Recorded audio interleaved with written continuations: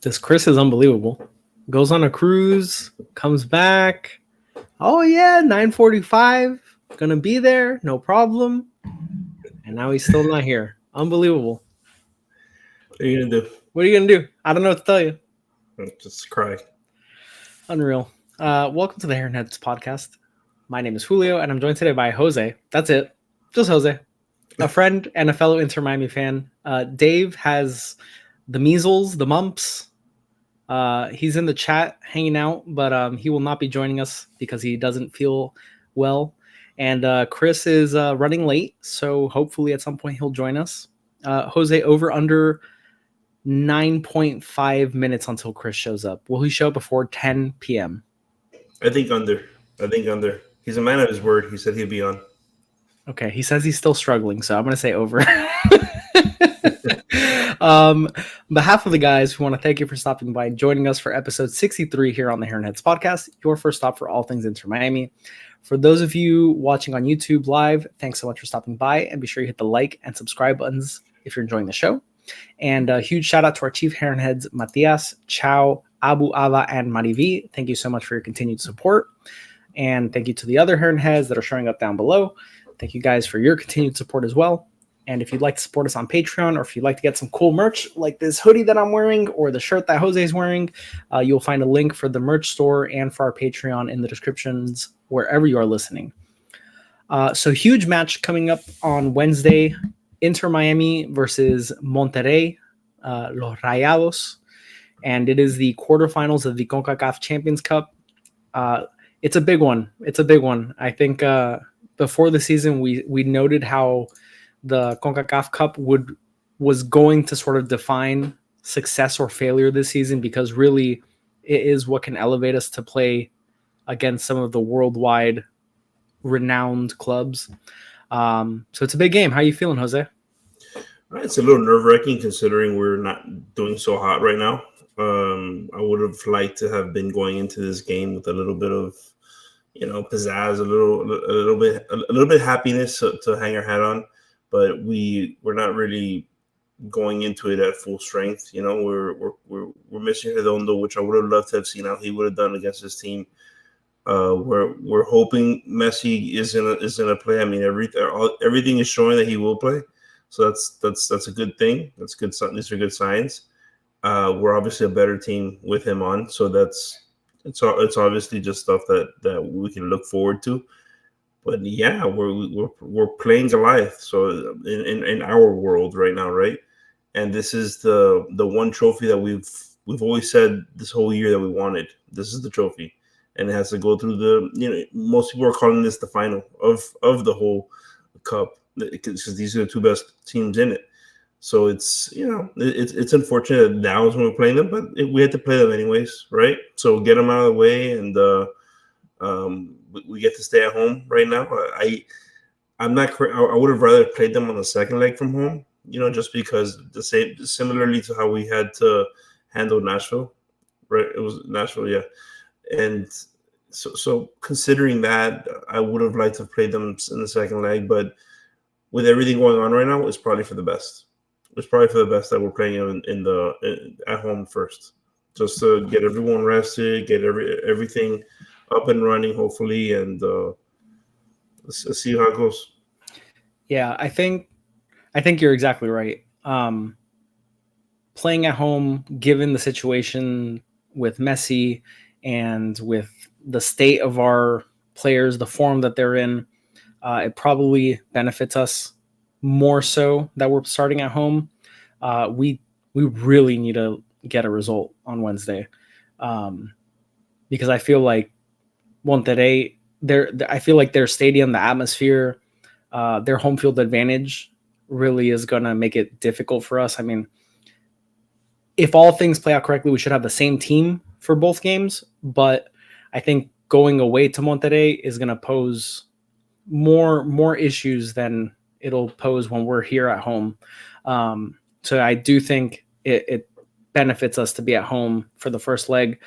I think it was really nice when we played Nashville because even though we pulled sort of the rabbit out of the hat in the first leg and pulled it even at the end, coming home for the second leg, then we felt like really in the driver's seat. Whereas you look at Wednesday and we're sort of on we're how Nashville is feeling, right? Like if we all the pressure's on us right now. Yeah, like if we don't get a result, if we get a 2-2 draw or a 1-1 draw, then Monterrey's in the driver's seat. And then we got to go there, right? And it's not just going to Nashville and then coming back to Miami. We're talking about an international trip. Flight-wise, it's probably not too much different, but there's some elevation. It's not Estadio Azteca, but there's some elevation differences. There's some outside factors that really make this this isn't a small stadium either. Like, no, dude, it's a nice stadium. It's a nice stadium. It's a nice stadium. It's beautiful, and it's like a proper stadium. I mean, there's stands that go like all the way to the pitch. Like when you see highlights and replays, you can see the crowd right behind it. It's not like some of these MLS stadiums that are repurposed baseball stadiums or football stadiums where you can't even see the crowd interacting with the game. They get after it, and Mexican crowds can really affect teams that aren't used to it. I mean, you see it with national teams, right? When they go into Mexico, and Mexico will feel like they want to make a stamp on this. There's the Tata storyline, right? Like he's not exactly in the best standings with the Mexican faithful, the Mexican national team faithful. So a lot of interesting things, a lot of pressure for sure on us for this game. And I feel the same thing. So I'm nervous. I'm super nervous after having done some tape study on Monterrey. I'm nervous. Well, let's get into it. So or I don't even know where to start. Should we start with what do we need to do? Keys to the game wise? Yeah. Okay. All right. So what is it that you think for us to come up on top on this first leg? What do we need to do? To me, and this is going to sort of answer both what do we need to do and what do they need to do. To me, it's transition. Like this whole match is going to come down to transition because when I watch Monterrey, it feels like they are really good in their transition offense and they are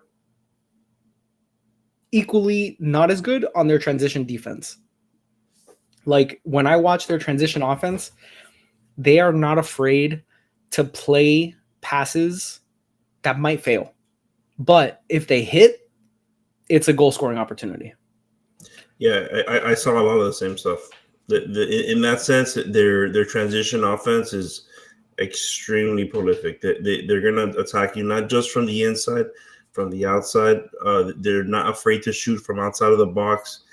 The two guys that I'm like definitely afraid of are Brandon Vasquez on a tear right now. Sergio Canales as well. I never thought he was a goal scorer when he was in La Liga. I never even like assumed he was. He's. Let me see. I wrote some notes. 15 appearances, 8 goals. I think he had like in Real Betis. I think he had 10 goals in 160 appearances. It's crazy what he's doing right now. I could be totally wrong. So, but please fact check. I'm sure all of you are going to fact check real quick. But yes, Sergio Canales is doing great. Brandon Vasquez is doing great. They're going to pose us huge mismatches just because they're that good. They're just that good. And judging by how our inside, the teeth of our defense has played the last few times, it's not very comforting. Yeah, to me, one of the players to watch, and I'm sort of like skipping ahead, but something really interesting will be Tecatito Corona versus Weigand. To me, that's like it's a fun matchup. It's a scary matchup because we've seen wingers against our defense before, but this will be El Chelo's first like winger that you can spotlight and be like, yes, this guy could pose a threat. It's fun. This is what it's about, right? Like this is the kind of talent level that we're trying to match, right? So it's a great litmus test for us, not just for right now, but how our scouting department has been. They had selected a lot of these guys already. Well, I think most of the team already they've had selected, but it's like, where are we at against a team like Monterrey? It's I'm very excited, man. Then Chelo, yeah, that lineup, that matchup right there is going to be pretty telling because he creates a lot of chances. Yeah, I mean, I just have like PTSD flashbacks of Joseph Paintsill and Gabriel Peck with Galaxy just terrorizing them, and that was when I think we had was that Yedlin's last game? I think it was, or one of his last games. We don't talk about that. Yeah. Anyways, yeah, like to me, like I was saying, the transition is where this game is won and lost, because we can easily say that if we don't have silly turnovers, we give ourselves a good chance to win.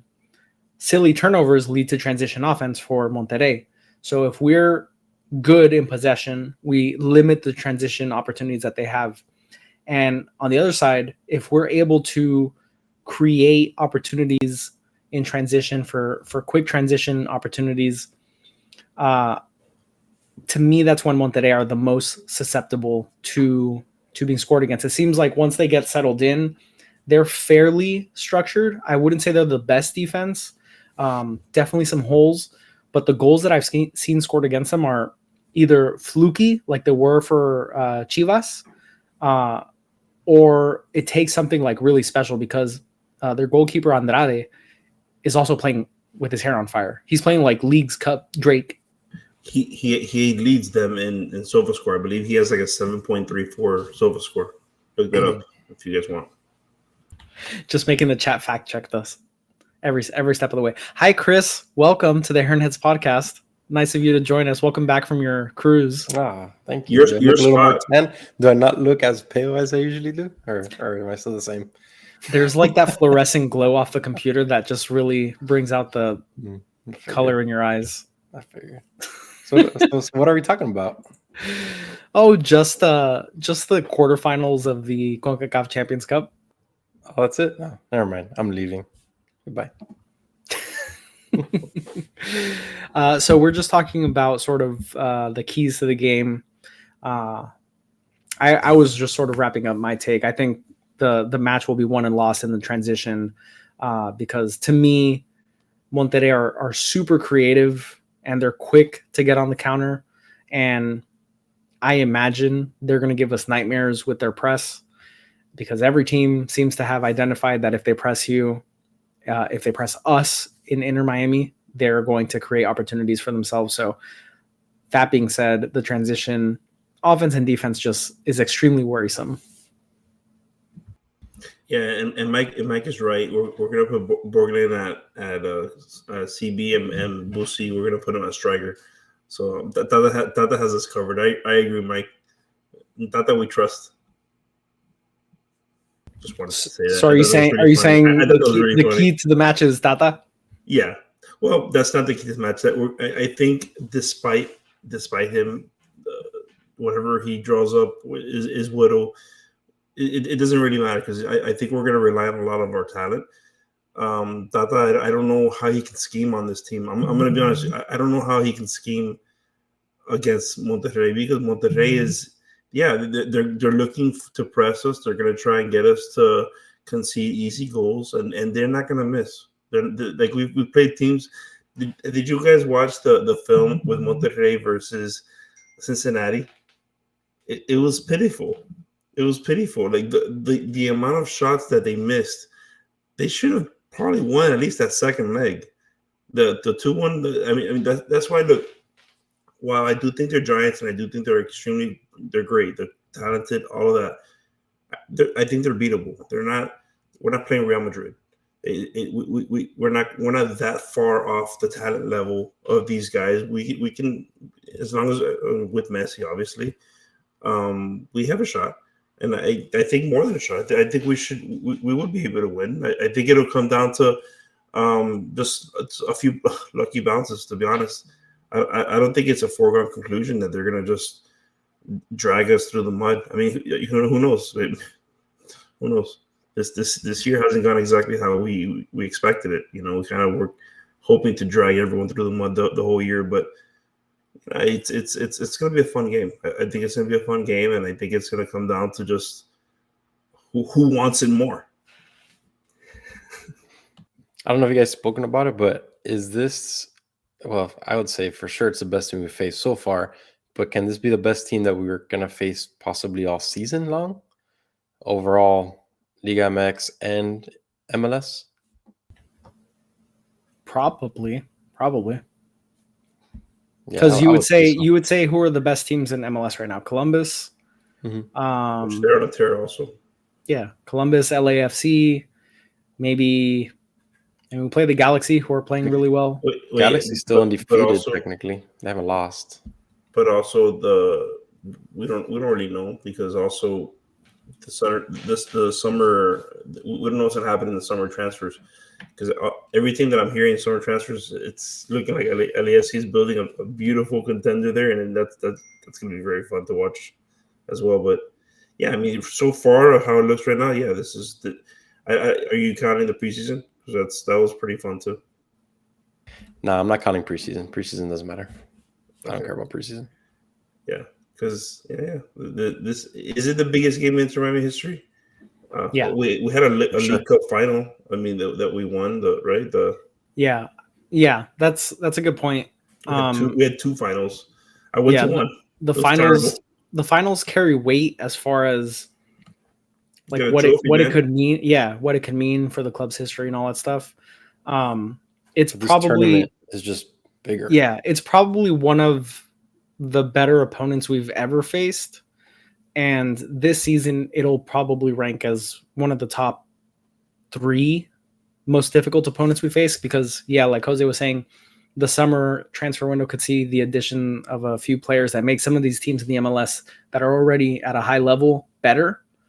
But as of right now, Monterrey they're considered the best team in CONCACAF, right? Like they're considered the strongest team in CONCACAF as currently constructed. So this is going to be a huge challenge, but I agree with what you guys are saying. Like we can win this game. There's definitely a lot of ways that Inter Miami can win this game. Either individual brilliance. I mean, when you have Messi, you have a chance. When you have Suarez, you have a chance. Like when you have some of these players, you have a chance no matter what. It's going to boil down to, can we defend well enough to keep the opportunity for those chances to be available to us? And I missed the keys to the match. Obviously, I got here a little bit late, but we're in it. I don't know if you guys mentioned, but I think we're following. Like I feel like being Julio, just like being led by we're just vibing, just going around, following the surf.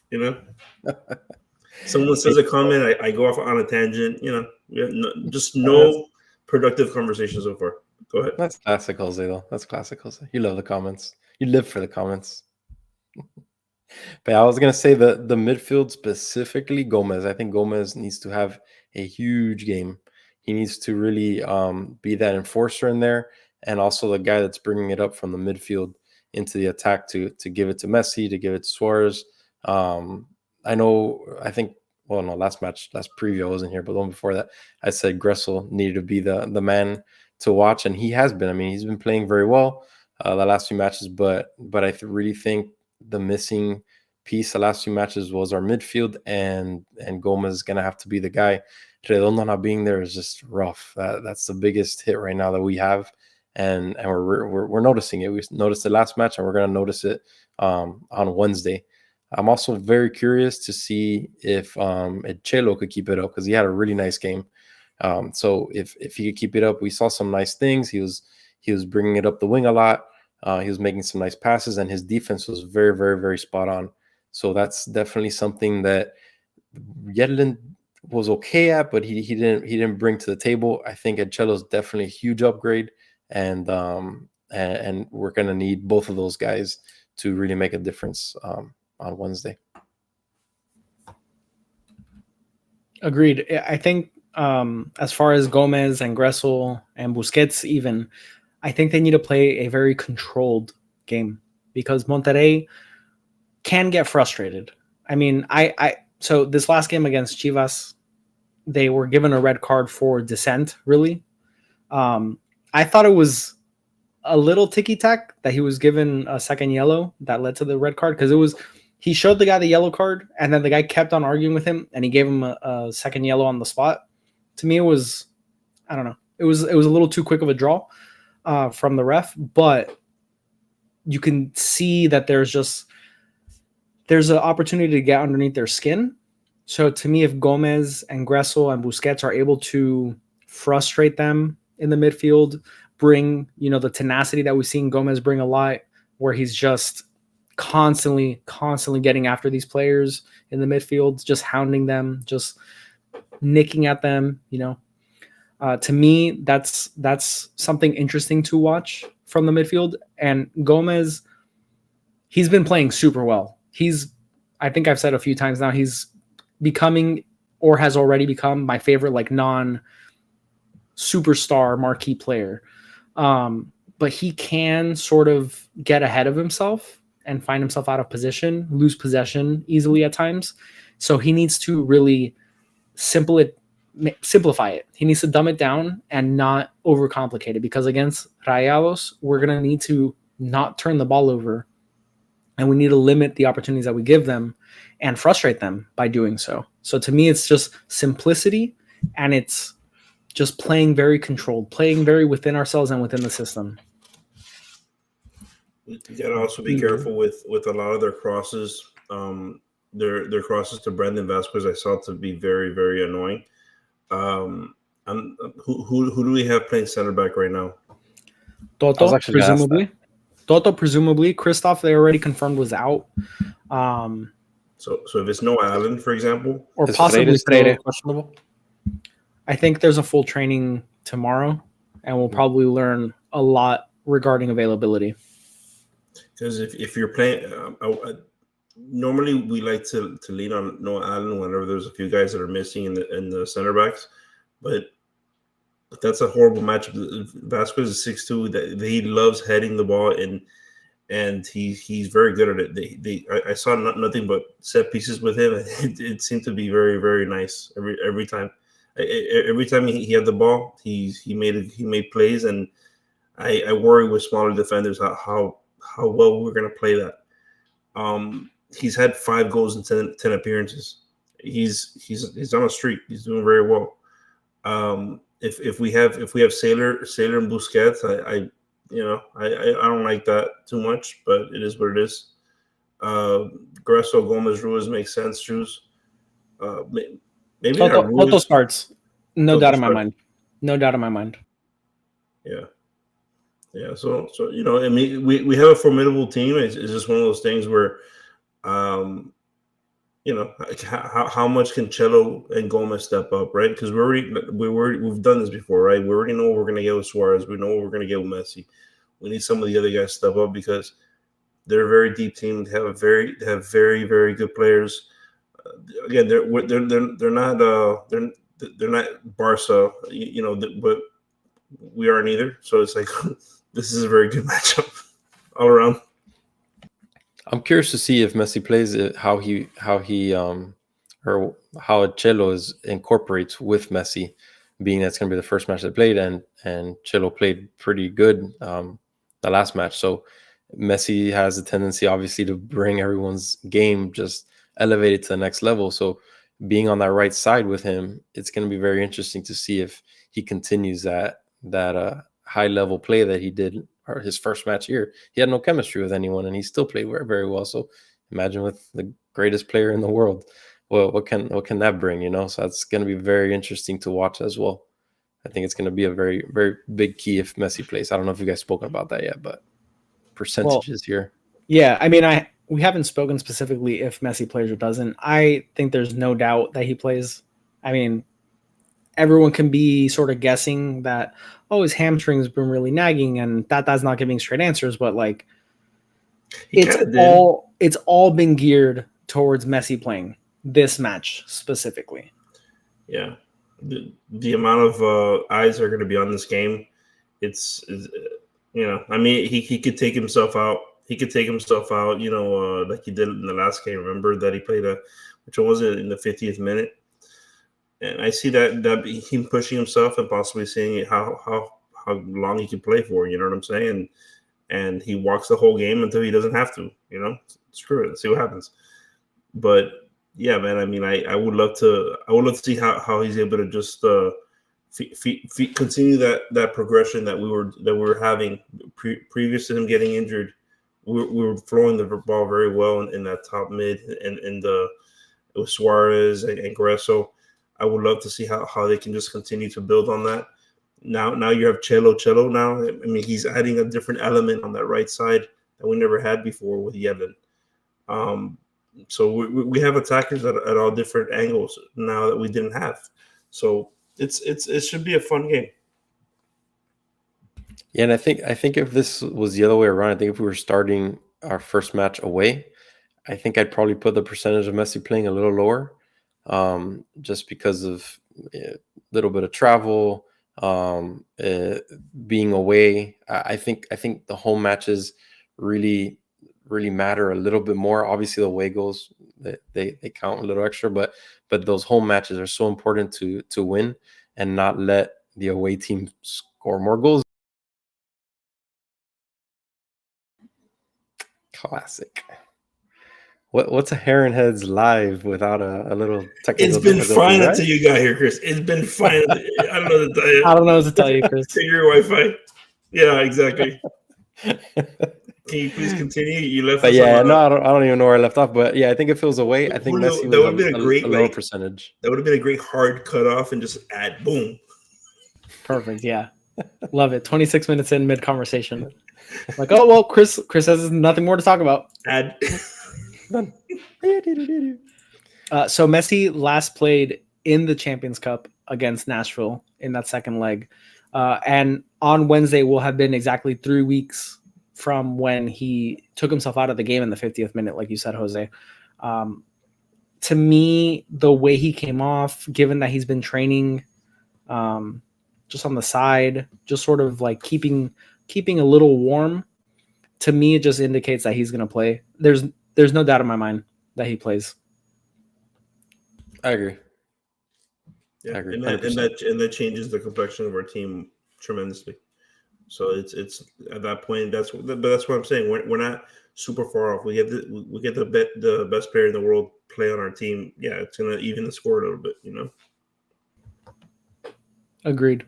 And to your point about Brandon Vasquez, last time we played against Cincinnati was in the U.S. Open Cup, and Brandon Vasquez did score against us. So he's no stranger to putting the ball in the back of Drake's net specifically.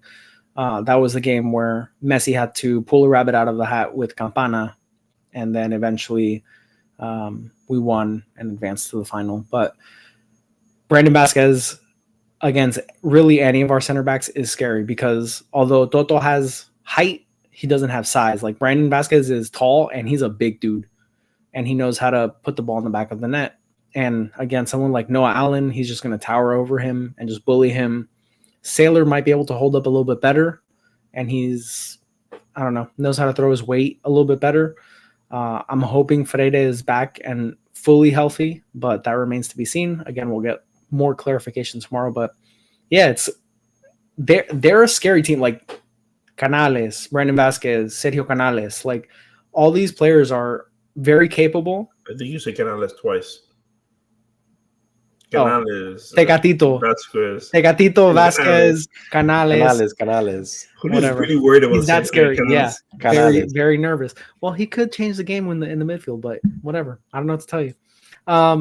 Yeah, but the point is they have players that can make something special happen.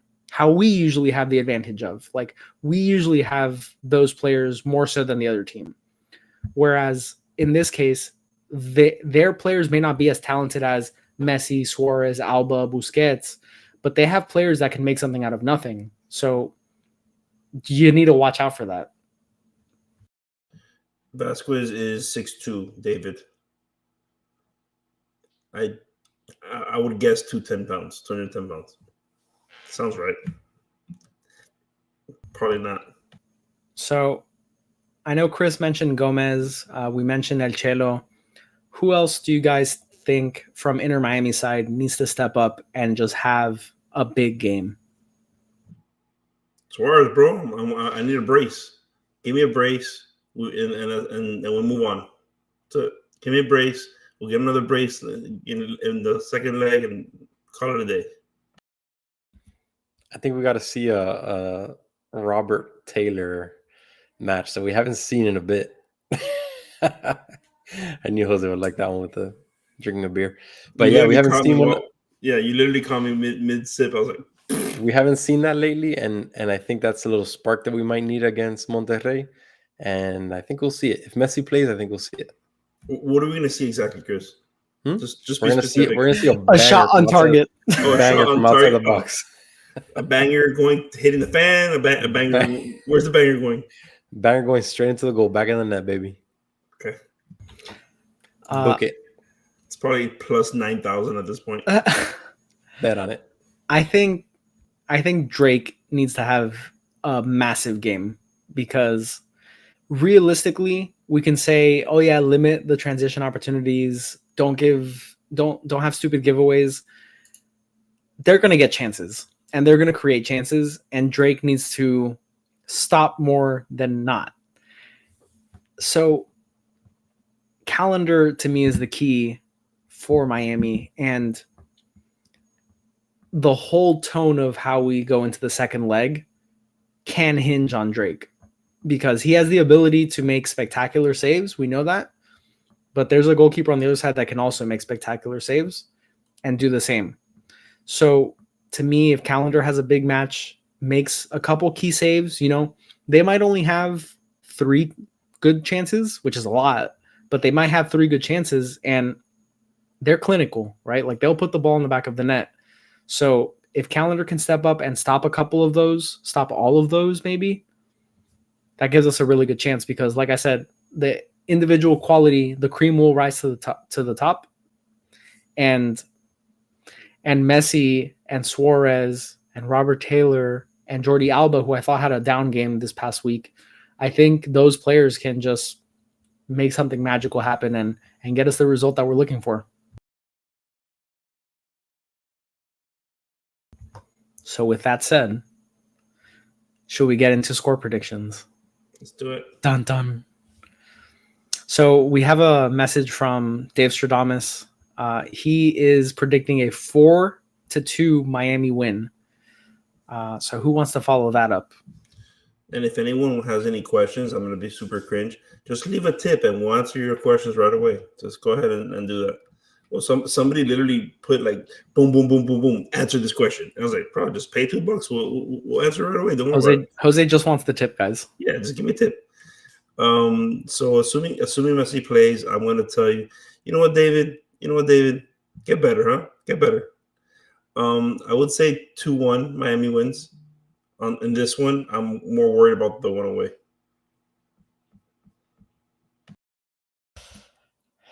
I'm gonna be a little gutsy here. I'm gonna go with a 1-0 win Miami. I think our defense shuts them down. Whoever plays, it's gonna be Tata and Saylor, Tata and Busquets, or whoever wants to play in the back line. We're gonna shut them down. 1-0 shutout, baby. Clean slate just for Jose. Part of me wants to be pessimistic and do 1-1, but this is an Inter Miami podcast, so I'm going to say 3-1 Inter Miami. What? And we finally get the Messi hat trick. Oh my God. I mean, bro, that happens. How about that? I mean, that'll be legendary at that point. That'll be like we're watching a flashback of this guy just like, just stepping up and when you least expect it, and when you least and when you most expect it. When was the last time we've ever seen a Messi hat trick? Not in Miami. It's been years, I think. So and we've been calling for that, right? Like since we started, we're like, man, imagine this is the game. This is the game. This is the game. Julio says so. That's right. So who do you guys have scoring? I have Luis Suarez. I only have 1 goal, so it's gonna be Diego Gomez. I'm sorry, didn't you say earlier in the podcast Robert Taylor is gonna do it? I think this is the game. I think he needs to have a great game. I did say he's going to score a banger, but nah, Back of the net. it's going to be it's going to be Diego Gomez. Yeah. Okay. Just figured. Robert Taylor's shot. When all the chips are on the table, Chris bows out. Robert Taylor's not scoring anything. Robert Taylor's going to take the shot. It's going to bounce off of the defender right in front of him, and Gomez is going to bang it in off like the volley. Perfect. Book it. Well, I'm definitely nervous. I'm definitely excited because coming up against like really good opposition, I'm hoping that it elevates our play, that they bring it and they just show what talent they have, because it's been really disappointing these last few weeks because we know that the team is capable of much more. Not having Redondo is a huge blow in that talent level, Really but sucks. yeah, but we have good players. Like I said it heading into the Montreal match. I said it heading into the Red Bull match and the NYCFC match. To me, that team is still good enough to get results. And given that we're expecting Messi to go back, a lot of this is under the pretense that Messi will be back. We are good enough to beat this team, not by a little, but by a couple goals, right? So to me, I hope that the play is elevated from the team, that it brings out the best in us, because when we're at our best, we are the best team in CONCACAF, not Rayados. Yeah. Yeah. I mean, and ultimately, like somebody said in the comments before, I like the comment. We didn't touch on it at all, but I loved it because it's true. This game that we're facing, we are either going to get put on a global stage where people are going to look at us and say, maybe they're not just a good regional team. You know, maybe they're more than that, and that'd be pretty cool as a fan of Inter Miami. How that could just elevate us, just by beating this team, but also just we're going to be put on a world stage if we continue this run, and that's exciting for next year. So I have a question for you, Jose. Who do you think wins the possession battle in this match? Thing is that Shoes keeps telling me, and every time I say it, like I'm always concerned that I want us to win it, but Shoes keeps telling us that whenever we win the possession battle, we end up losing the game. So I'm like worried about that now. Like, so now I'm like, you notice I haven't really spoken about possession because I am a good listener, and he's right. It's not always about 70% possession, which we're not going to be able to do against this team. We're not. I think it's going to be 50-50. It's going to be who has the possession on whose side of the pitch more, straight up, because they have their guys that are pretty dangerous, and so do we. So it's just a matter of like how can we let the press, how can we stay away from the press? That's what I'm mostly concerned with. If we can make sure that we don't get stupid turnovers in our back line, I think that's our Achilles heel ultimately.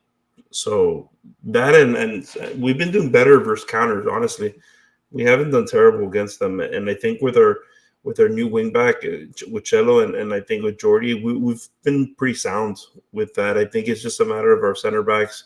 They've been hurt, so that's how we've gotten caught with it. But you know, I do think it's just a matter of our getting out of the back line. That's what it comes down to. Yeah, in the chat, AZ Rebellion said Monterrey might let us have the ball. I think that's definitely a possibility. I expect Monterrey to have a slight possession advantage when all is said and done, mostly because I'm hopeful that we take the lead and Monterrey has to sort of chase it, so they'll inevitably have the ball more. But yeah, I think there's a very realistic outcome where Monterrey sort of invite us to attack, knowing that they can sort of turn us over and break on a counter and play that way because they know how susceptible Miami are on counters. Because I disagree with you to an extent on we've been better against counters. Just looking back to New York Red Bulls, they killed us. And while we didn't give up a ton of counter goals, the winger play, like Tecatito, makes me very nervous on a counter. And I just think Monterrey are more clinical than some of these teams that we've played against, where their counterattacks didn't necessarily end in goals, but the chances were there. I think Monterrey is a little bit more clinical of an attack that may punish us more. So it'll be really interesting to see. I think that's going to be like a stat to sort of look out for and keep an eye on. But it's going to be interesting what sort of wrinkle that kind of leads to. Chris, do you want to go over anything else? Can you tell us about your cruise? Was it nice? It was nice. It was great. I went to the Caribbean, nowhere special, but it was good. It was a work cruise. For all those who don't know, it was a work cruise, all right? So I wasn't just relaxing all the time, I had to work. Oh, that's a nice beer. I like that. Yeah, it's La Tropical. I guess they have a sponsorship now with Inter Miami. Pretty interesting. And maybe soon the Heron Heads. Doubt it. We don't have anything aligned or nothing, so no. But it's very pretty. It's all pink and it's passionately handcrafted. That's what it says. Just like this show. Correct. With a lot of Wi-Fi issues on Chris's side. That's right. And on that note, thank you guys for tuning into the Heron Heads podcast, your first stop for all things Inter Miami. And we'll catch you for our live match reaction after the game against Monterrey this Wednesday, hopefully with our pots and pans in hand, cheering for another Inter Miami win. We'll catch you on the next one.